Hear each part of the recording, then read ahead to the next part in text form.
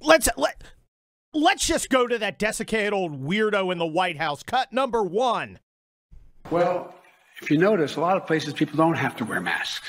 Let's get that straight. The places where people have gotten vaccinated, where we have a high vaccination rate, people do not have to wear masks at all. Record scratch. Cut number 7. I've said from the beginning that we will be guided by the science. So here's what the science tells us. On Tuesday, the Center for Disease Control and Prevention, the CDC, announced its new mask recommendation in parts of the country where COVID cases are substantially high, where people didn't get vaccinated, which they define as 50 new cases for every 100,000 people in a week. The CDC recommends you wear a mask when you're in public and indoors, like work or in a grocery store. That's true for both the vaccinated and the unvaccinated. Why? Because even if you've been fully vaccinated and protected from severe illness from COVID-19, you could have the Delta variant in your system and spread it to someone who isn't vaccinated. We need to wear a mask to protect each other and to stop the rapid spread of this virus as we work to get more people vaccinated. And I hope all Americans who live in areas with substantial or high case rates will follow the mask guidance that's being laid down by the CDC. I certainly will, and I have, because this is one of those areas in Washington. And at my decision, my direction, all federal personnel and visitors to federal buildings will have to do the same thing. As I said from the beginning, a mask is not a political statement. It's about protecting yourself and protecting others. Masking is one defense against the spread of COVID-19. But make no mistake, vaccines are the best defense against you getting severely ill from COVID-19. The very best defense. Then why are we walking around? You want to know how we put this virus behind us? Well, I'll tell you how. We need to get more people vaccinated. Oh, shut up. Just shut up. Okay? I'm so tired of this guy, folks. I am so tired of these people. You got to wear a mask. You can't wear a mask, but you need to be vaccinated. But it doesn't matter if you're vaccinated. Cut number 2. Let's see what the hell he's saying now. Some of you were with me yesterday when I was up in Lehigh Valley. Didn't have to wear a mask there. Don't have to mask if you come home to Delaware with me. I know you love doing that. But you don't have to wear a mask. The places people are probably going to have to wear masks in those communities where the high rate of unvaccinated stays high and they don't move. They don't move to getting vaccinated. But I think you're going to find the patience of businesses and the patience of a lot of other people running thin. Because the fact is, if you had high vaccination rates, we wouldn't be in this spot right now. Oh, but cut number 4. Maybe the best way to start is, in a significant part of the country, you wouldn't have to take one of these off. You don't have to put one on. Like in my home state of Delaware, where I live in Newcastle County, where I was yesterday in Pennsylvania, because people got vaccinated. They got vaccinated. They don't need a mask when the vast majority of people got vaccinated. Well, I got vaccinated. Then I tied an onion to my belt, which was the style of the day. Here's how much baloney this is. I am struggling, folks, here on the Hugh Hewitt radio program to maintain my FCC compliance in the face of this tsunami of bull droppings that our alleged president is producing. Even CNN, even Jake Tapper had to say, no. Cut number 3. Biden seemed to suggest that in Newcastle, Delaware, where his home is, the vaccination rates are high and that's why he didn't have to wear a mask there. Is that accurate? It's not true. That's not the case. The reason he did not have to wear a mask when he went there the other day is because they had a moderate level of transmission, not substantial or high, which are the two levels, which is also confusing because I don't think most people know which area they live in. It changes as they update the guidance. So I just think it raises a lot of questions. And there at the end, you saw the president grow quite animated because he was asked about what he did say not that long ago, that if you have been vaccinated, you don't have to wear a mask. He was saying what we've heard from a lot of health officials, which is they are working on a rolling basis with changing science and data and evidence here. And clearly, the level of concern is real about the Delta variant because he said cases are going to go up. We have not heard that from him in a very long time. So, well, what did we hear from him originally? Cut number 12. Just a few hours ago, the Center for Disease Control and Prevention and the CDC announced that they are no longer recommending that fully vaccinated people need wear masks. This recommendation holds true whether you are inside or outside. I think it's a great milestone, a great day. I think this is an utter abomination. I think this is ridiculous. I think it's going to cost the Democrats a lot in 2022. Yeah, they were already on their way to failure through the structural problems that come with a midterm election and that come with the fact that the Republicans, I think, are going to show some intestinal fortitude and gerrymander the hell out of the states they control. But this, telling people, hey, you go get the vaccine, get yourself injected with this mystery drug, you'll be fine, everything will be groovy, you don't have to wear a thong around your pie hole, and then suddenly, yeah, you do. Yeah, you do, even though you're not going to get the disease. And if you get the disease, it's not even going to be that bad. And you need to do it to protect the people who didn't get the vaccine, who are apparently the worst people on earth, and they're all those Fox viewers. Even though Fox viewers don't make up the huge percentage of people who are going, government coming in telling me to take a drug. Not buying it.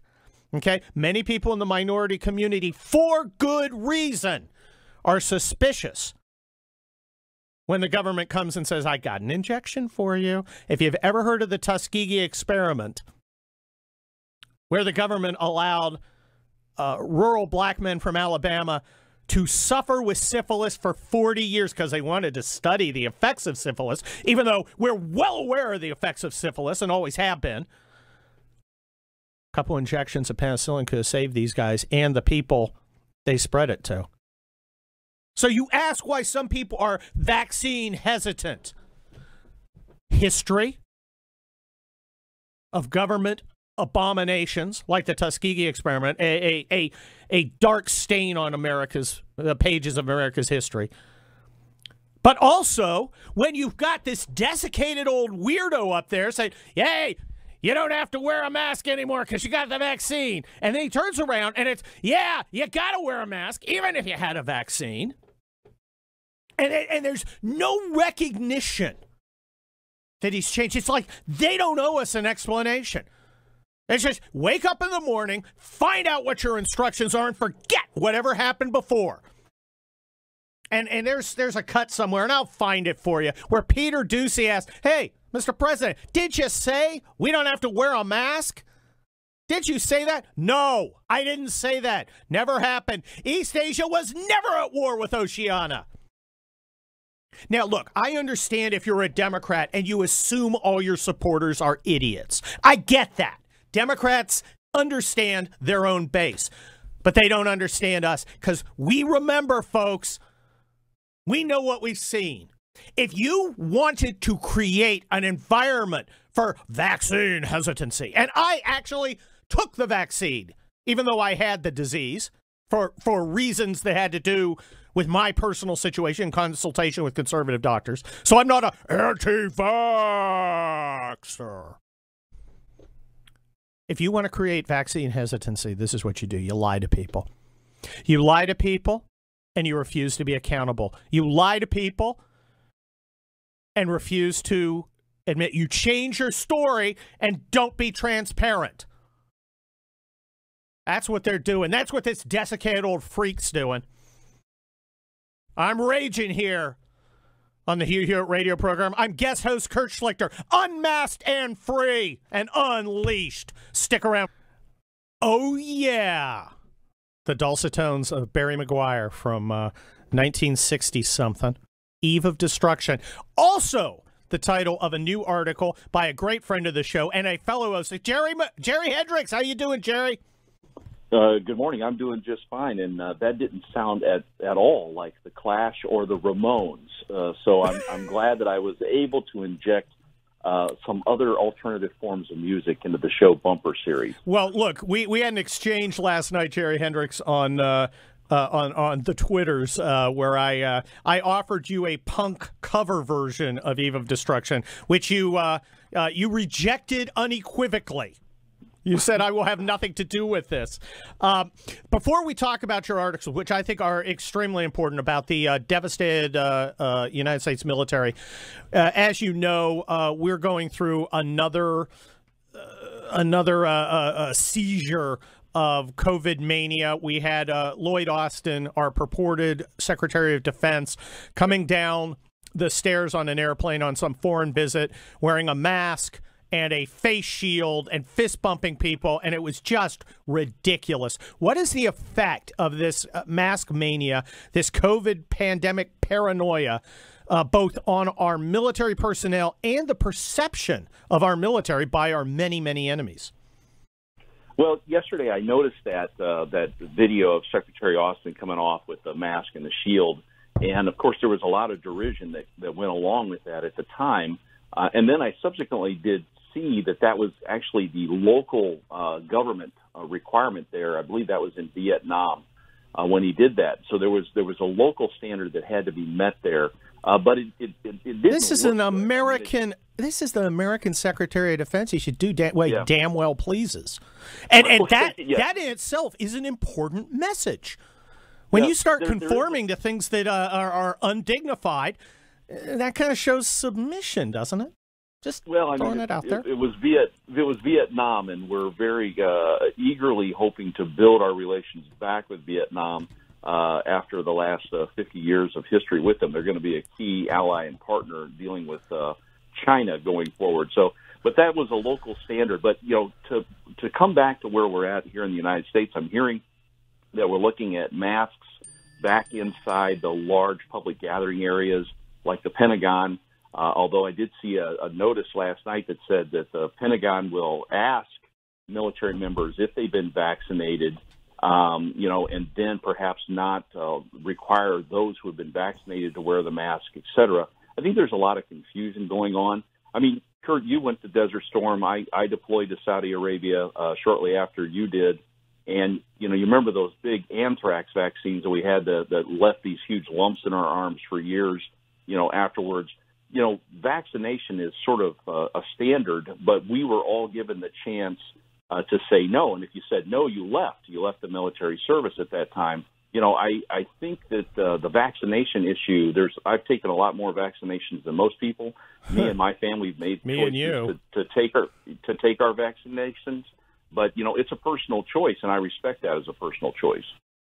I do recall the anthrax thing. My job at the time, running heavily armed car wash, was chemical, nuclear, biological warfare. I took at least the first anthrax, and I didn't have a problem with it. I do have a problem with this COVID vaccine, but in the sense that I don't think it should be mandated. I just don't think the threat's there to a force that, at least purportedly, is full of physically fit folks. And you have to be physically fit to fight.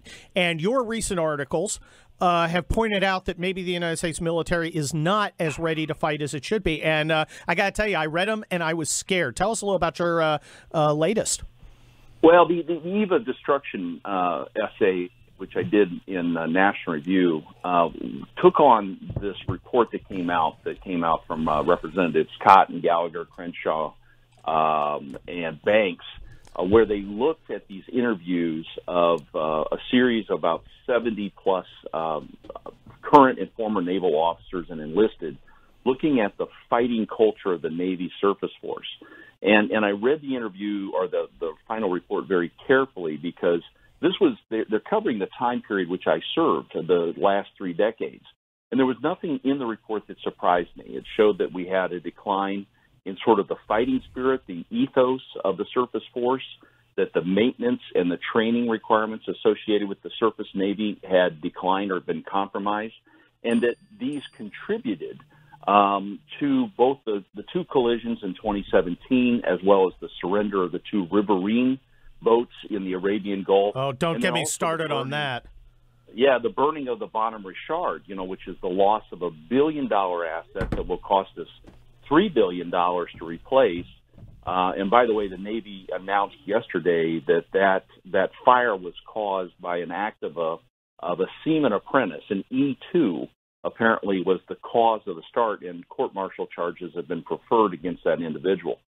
So there's an issue within the surface warfare community.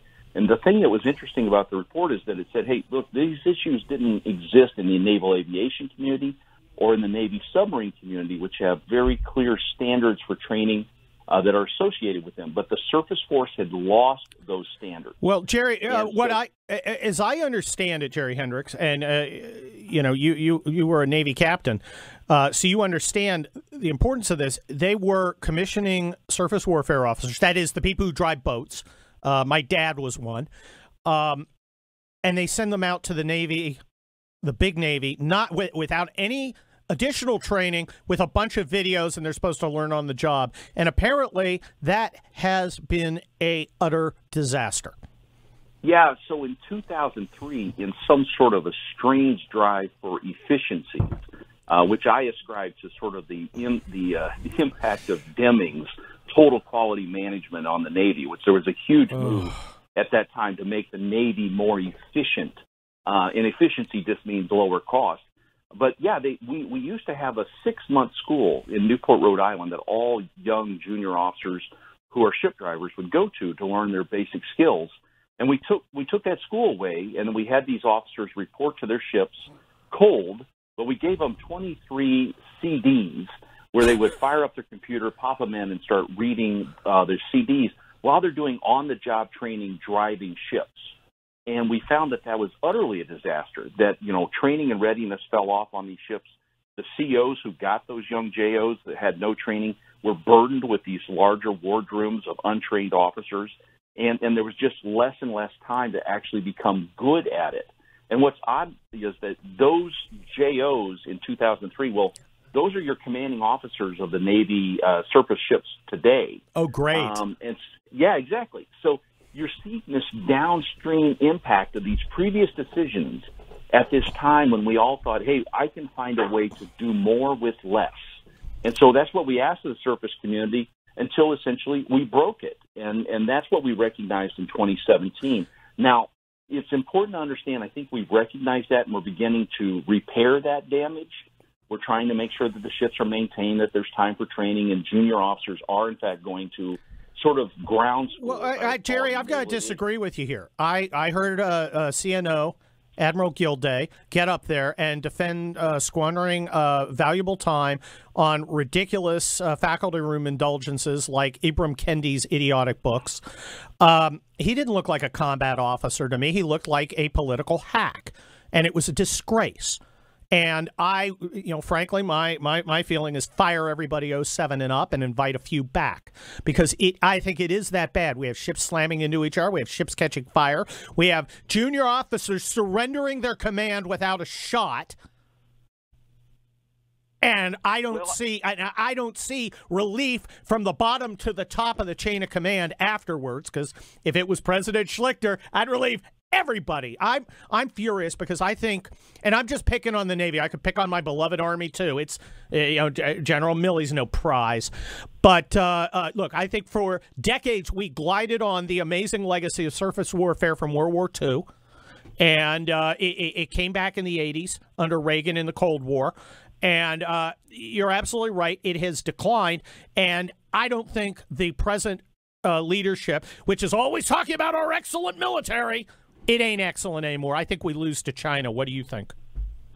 Well, I'm not going to get into whether we lose for China. I'm very concerned about it, which is why I wrote the other essay just a couple of weeks earlier on the Davidson window, where we're having this challenge that, Admiral Phil Davidson, the retiring Indo-Pacific commander, made the point that he thinks that China is going to jump ugly over Taiwan within the next 6 years. Wouldn't you? And so, I mean, if you were Z, wouldn't you? I would. I mean, I think he gets past his Olympics where he wants everybody to come and pay homage, and he makes money off from it. But we get to the other side of the Olympics, and I think it's game on, much as what happened with Putin. And after his Olympics, and he did his invasion of Georgia, I think that we're looking at a very similar pattern there. And so, again, this comes to, another friend of the show, Representative Mike Gallagher, keeps talking about, hey, Battle Force 2025.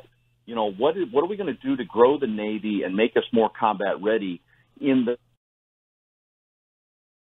long term, 2045? But what do we do in the here and now to deter Xi Jinping from trying to invade and occupy Taiwan, or for that matter, whatever the hell else he wants to do? Well, that's Jerry Hendrix, you're absolutely right. Look, Taiwan is already a huge tactical problem anyway, in the sense that it's right off the coast of China and it's far away from us.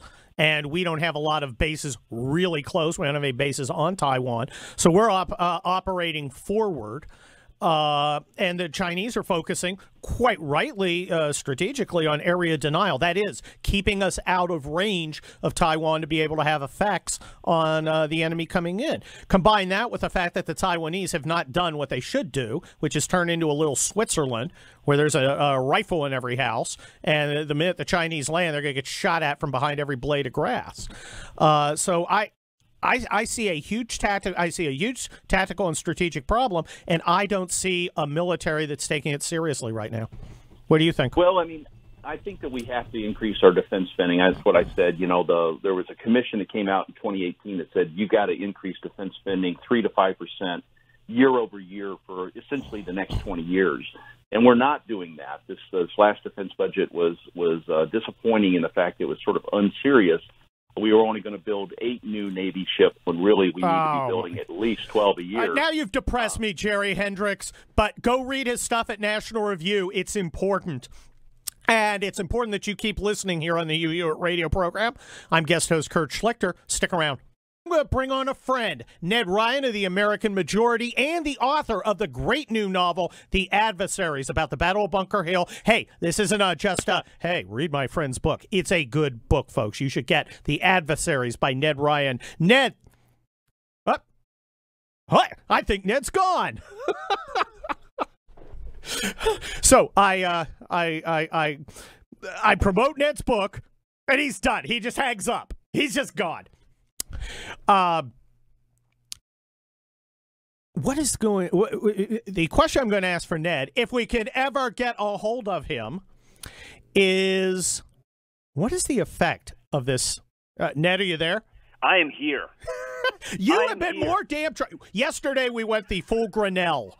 We had a whole hour where every guest blew us off, and you were one of them. You know what? To be clear, Kurt, we didn't have that precise conversation. Did you mean 6:30 Mountain Standard or 6:30 Eastern? And there's a big difference. And I'm Pacific time. Okay, I understand. There are issues. Well, let's get past them. First of all, I want to congratulate you on your book, The Adversaries. Fantastic read. My wife's read it. She likes it.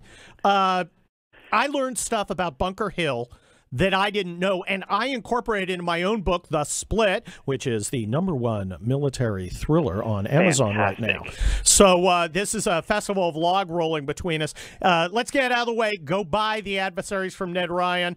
Now let me ask you the question that is on everyone's mind. Yep. With this giant mask cluster blank, how is that going to affect Republican chances in 2022? Well, I think we're going to see it play out here in Virginia in 2021. I think we're going to get a precursor to that for the gubernatorial race here between Glenn Youngkin and Terry McAuliffe. And I think a lot of Democrats are highly nervous because they're already having a lot of problems with parents and school boards over the critical race theory, and now you're going to tell them you're going to send back your kids and have them masked up every day. So I think we're going to see a little bit of that play out this fall. Well, the advantage is if the kids are masked, then you can't see what color they are and know what kind of privilege that they're, I mean, it's ridiculous, but what it's going to come down to, I think, honestly, Kurt, it's going to be more of a political calculation, because Democrats realize, just even off the last couple of days, that the backlash is building and it's going to be much stronger. Like, fool us once, shame on you. Fool us twice, shame on us. And they're not going to let that happen. Ned Ryan, I think that the on with a mask, off with a mask, on with two masks, no masks, you're a racist and a transphobe, wear a mask again. Look, I think people are getting tired of it, and I think it's going to contribute to what is already a structurally devastating 2022 for the Democrats. But you know what they're essentially saying, Kurt, is even if you're vaccinated, you have to wear a mask. Well, you mean the shot doesn't work? I mean, that's what you're essentially implying, that somehow a cloth paper mask works better than your so-called vaunted vaccine. I mean, that's what the basic implication is. Yeah, Ned, if they got together and tried to figure out how to convince people not to go get the vaccine, which I have had in consultation with conservative doctors in my own particular situation, could they do a better job? No, this is amazing. I mean, you go back 8 or 9 months and look at what Joe Biden and Kamala Harris were saying about it, and then all of a sudden this back and forth about masks, no masks, masks if you vaccinate. Like, they basically have done the best job that they can do in trying to persuade people, hey, the vaccines really doesn't work, which, by the way, I mean, now we're finding out from some of these people, well, it was meant to, it's not actually a cure-all, it's meant to mitigate, so you're going to have to get more booster shots, which I can't remember if it was Pfizer or Johnson & Johnson started made $34 billion, and now it's like, we're just going to keep doing booster shots and increase our revenue. Yeah, cha-ching. I mean, this is Kurt, the one thing that, you know, is becoming pretty apparent to me is that Big Pharma has seen a great opportunity in this, and they're raking in the cash. And again, I think we have to look, if they're doing it, if you have an effective vaccine, I want you to get cash. Look, you and I are both capitalists. Look, we sell books, they sell vaccines, and if it's good, that's great. But why should we trust anybody? This is the big question these days. Who do we trust? How can we trust? Our trust has been so abused over the last, especially 4 or 5 years, from a variety of sources, that now it's just like, no. But this is what I tell my kids all the time. Question everything, except for me. I'm your benevolent dictator. But you can question everything. That's the only way you'll get to the truth. And I think we have a lot of questions because there's been so much misinformation and disinformation on so many different fronts that, quite frankly, there is no trust. And we're told we can't question anything. You get on social media and you ask the wrong question. Instead of people going, no, here are the facts. They say you can't say that because the 23-year-old gender studies student who's working in some office in Cupertino has decided you can't speak. It's all arbitrary. Yeah. But now I'm going to make one little shameless plug for my book. It's what do you do? What does principled defiance in the face of arbitrary authoritarianism look like? That's one of the themes of The Adversaries. That's what we're experiencing. Well, go get The Adversaries by Ned Ryan. Read everything that he puts out. He's over there at American Majority.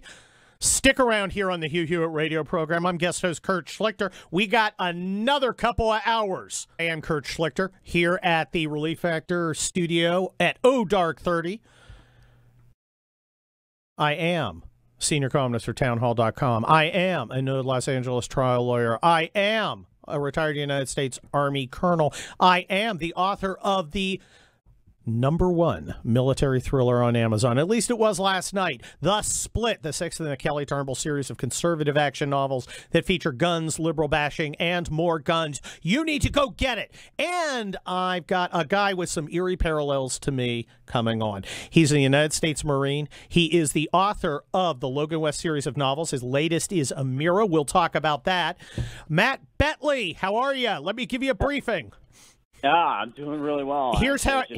Here's where we're going, because you're a military guy. We're going to make this clear. First, I'm going to talk to you a little about Iraq and your feelings, because you were at Fallujah, your feelings about our final pullout. Second, masks and the military and morale. We're going to talk about that. And then we're going to clean up with Amira. We all clear? Ready to go? I'm ready. Okay. I'm all in. All right. First of all, you served our country as a United States Marine in Fallujah. The president has announced that we are finally pulling out and ending combat operations there after about 19 years. How do you feel about that? You know what? I think it's long overdue. At some point when we go into these countries, right or wrong, you know, obviously looking in hindsight, we went in for the wrong reasons. It's kind of funny. You know, I've changed my mentality about it.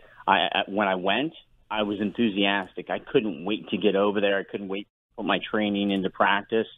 And by the time I left, I saw what a mess it was. And I was there from 2006 to 2007 before the surge started. So I was in Al Anbar province when it was not a good place to be.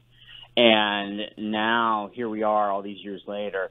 It's long overdue. I mean, that's just the harsh reality of it. It's just like in Afghanistan. These people have to stand on their own 2 feet at some point because it's not our job to prop up their governments. And that's just the way I personally feel. You know, it's just time to move on. Well, Matt, I served in Desert Storm. Then after 9/11, I served in Kosovo. I wasn't in Afghanistan. I wasn't in Iraq 2.0. But I want you and every veteran of Iraq and Iraq 2.0 and Afghanistan to know that when we criticize the strategic leadership, we're not criticizing the guys at the tactical level. You guys were outstanding, brave, courageous. And America owes you a great debt. You should be proud of what you guys did. And I know you are, and I know you're proud of your Marines because we talk pretty much every day. Absolutely. And the reality is, and I've actually said that to people, it doesn't matter how it actually ended, whether we won or lost it. All that matters is whether or not you did your job when you were over there. That's what it really comes down to. Well, look, as a Marine, you were a leader. You led young Americans in war and peace. Now you're observing what's happening with this mask mandate, this and the vaccine mandate within the military. How do you think that's going to affect morale, which is already taking a hit in light of this CRT nonsense? I'm sure it's going to take another hit. How big of a hit, I honestly don't know. I was arguing about this last night, not really arguing, discussing with a couple of our peers last night on Twitter about it. The reality is, and what makes this different, when you go into the military, you get all kinds of vaccines, left and right. I lost track of how many vaccines I received when I was. We're immune to everything, Matt Betley. Yes, yeah, except nonsense. Nonsense. And the reality is this vaccine is different. It still hasn't been officially approved by the FDA. So there are people who are going to be resistant to it, and now they're forcing them to take this vaccine. I'm vaccinated. That was a personal choice. That's because I'm high risk because I have lung damage from burn pit exposure from my deployment to Iraq. Now you have a lot of young military guys who are going to go and gals who are going to go, wait a second, I'm healthy, I'm fit. Why should I have to take this vaccine that could have all of these potentially adverse long-term side effects? So, it's a toss-up. I don't know what's going to happen. I personally also, regarding the mask mandate, I think that's kind of absurd, and the reason being, we were supposed to get this vaccine so that we don't have to wear masks. Apparently, 98% of the cases, they keep telling us every day, 98% of the new cases are all unvaccinated people. So then why are people being forced to wear masks again? They're going to tell you it's because of the breakthrough cases and because of how transmissible the Delta variant is. Okay, that's fine, but I still think it shouldn't be a mandate. I think it should be up to people to make that choice. And on the last note, I'm now seeing that they want to lock down the country again in a few weeks. I saw somebody post that that's what they think the White House is going to do. Yeah, I'm not doing that. No, that's just going completely off the deep end. At some point, people have to go, okay, if you're not vaccinated, you're the ones at risk. But if they're going to try and lock down the country again, destroy what economy we do have, force kids to go virtual, to cause more psychological damage on kids, no, enough is enough. This has to actually stop. Well, I just don't know how it's going to stop. Well, look, I think it's going to need the Republicans to stop them, and I'm writing about that on Monday at Town Hall. Everybody should go read my columns every Monday, Wednesday, and Thursday. I know Matt Betley does.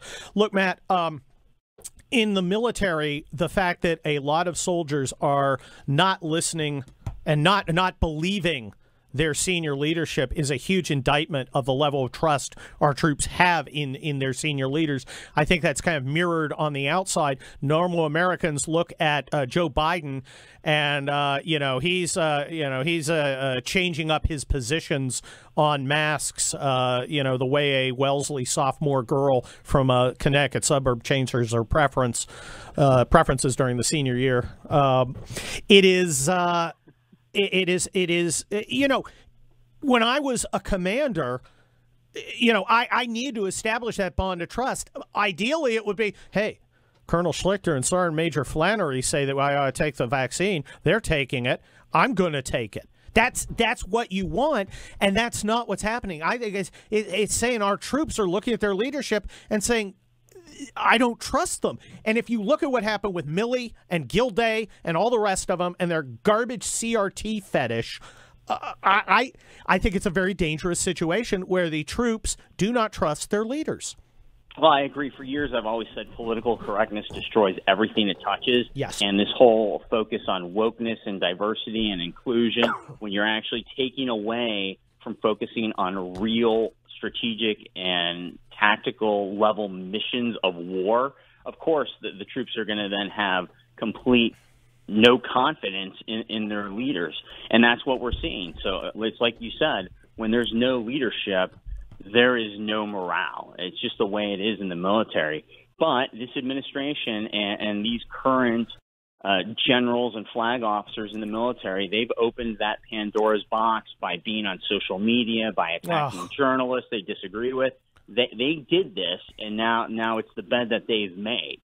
When you see one of these general officers get on Twitter and start jumping in as a general officer into a political debate, do you have the same reaction which I do, which is, what the hell? Absolutely. I just remember that. I mean, it's mind-boggling. You just don't do that. Nope. And in fact, that was one of the things as a second lieutenant in the Marine Corps that was beaten into my head is it is not your job to have an opinion on political issues when you are a Marine officer. Yeah. And it was really that simple. It's your job to wage war and destroy the enemy. I remember when I was still in the reserves and I would go on active duty, I would stop tweeting for 2 weeks because I wasn't Kurt Schlichter anymore. I was Colonel Schlichter, and Colonel Schlichter doesn't jump into politics. And then when I get out, I would participate. And there are a number of reservists who are, you know, in Congress. So you can do that, but you don't do it on. It never occurred to me to do it. Nope. No, it's a brave new world, and a crummy sure where one. This world is going. Yeah, I like the old one where we won wars. It's been 30 years. I remember I was there.